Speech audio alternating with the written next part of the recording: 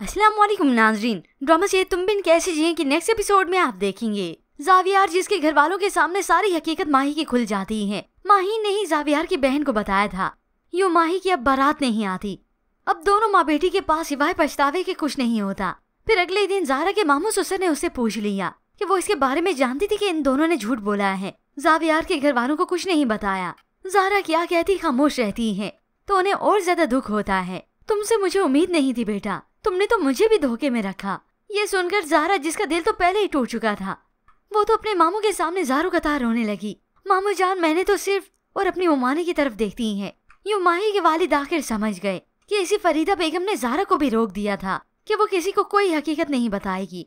यूँ अहमद साहब को बहुत दुख होता है। ज़ारा के पास बैठकर गलती का इतराफ करते हैं कि अगर औलाद गलती करे ना, माँ बाप समझाते हैं, उन्हीं का फर्ज होता है कि वो उनकी इस्लाह करें।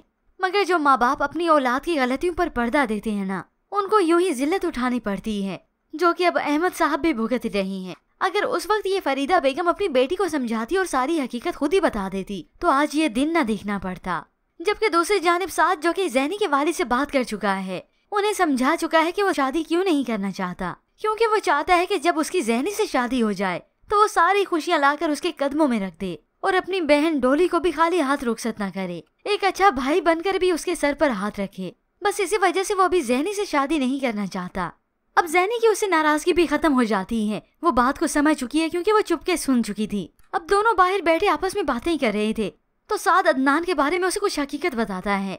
ये सुनकर ज़ैनी हैरान परेशान हो जाती है। साद अंकल ऐसे कैसे कर सकते हैं, हालांकि उसे ये बात करनी नहीं चाहिए थी। वो तो खुद उसे हैरास करता है, बहाने से कभी उसके साथ आकर खड़ा हो गया, कभी उसे हाथ लगाता है, और यही बात वो डर के मारे इस साथ को भी कुछ नहीं बताती।